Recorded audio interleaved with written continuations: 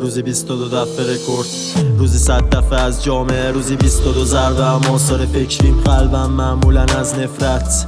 22 سال از عمرم هم شد 22 میلیارد یادداشت ذهنی، هرچی این دوران برام سخت شده نیش گشادتر شده و چشام خیره. نمیدونم کجا میرم، فقط میدونم ثانیه داره به گام میده. تک تک رویامو گردن زدم، تو هر جمعی پام رفت کم حرف زدم، تو اوج غربت بین لاشخورا شده بود همه ثانیه ها پر زدن. با هر ورق خوردن سرنوشت سیاه دلخوشی کم شد و دغدغه زیاد، با این که میکنه مغزمو خورد ولی با عشق میکنم شمعمو خورد. سالام گذشت خاطراتم که روش نفهمیدم معنی تولدم، نمیتونم خودمو هندل کنم، دور و بریامم میدانم توقع ازم.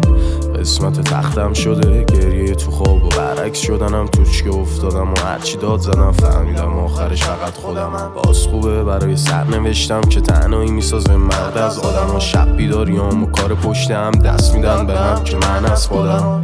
نمیدونی رو به جلو میرم و دیروزم هم حتی قبل داره، با الانم آرزو کردم بد فوت بشم ولی مثل قبل هنو غرق توی باورامم.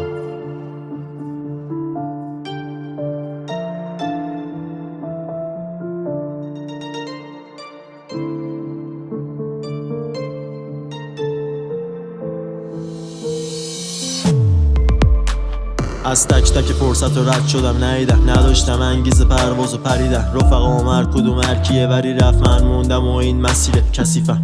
22 سال از عمرم چی شد، چرا زبونم تندتر و رکتر میشد، هر چیزی منو عصبی میکرد، چرا آینه درگیر مشتم میشد.